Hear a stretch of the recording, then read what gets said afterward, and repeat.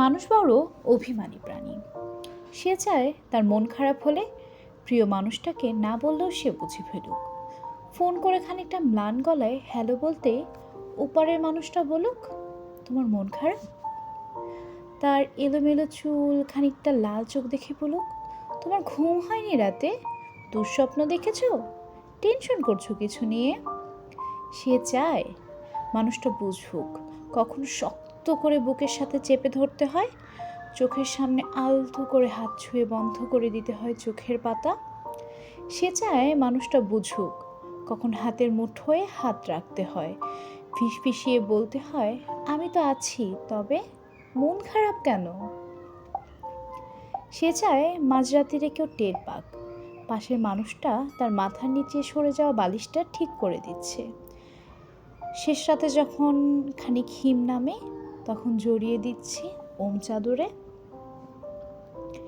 সে চায় তার জন্য মাঝরাত্রিরেও কেউ বাড়ি ফেরার অপেক্ষা করে থাকুক, মনে রাখুক তার জন্মদিনের কথা, প্রথম দিনের কথা, স্পর্শ অনুভূতির কথা। সে চায় তাকে ছুঁয়ে দেখতে কেউ মাঝে মাঝে খানিকটা অজুহাত বানাক, কেউ কপাল ছুঁয়ে বলুক, দেখি দেখি তোমার জ্বর নয় তো। অভিমানে দূরে সরে যেতে চাইলে কেউ বলুক, খানিকটা ভুল করেছি বলে দূরে সরে যেতে হবে।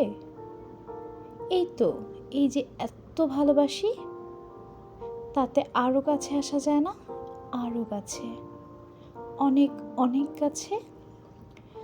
মানুষ বড় অভিমানী প্রাণী।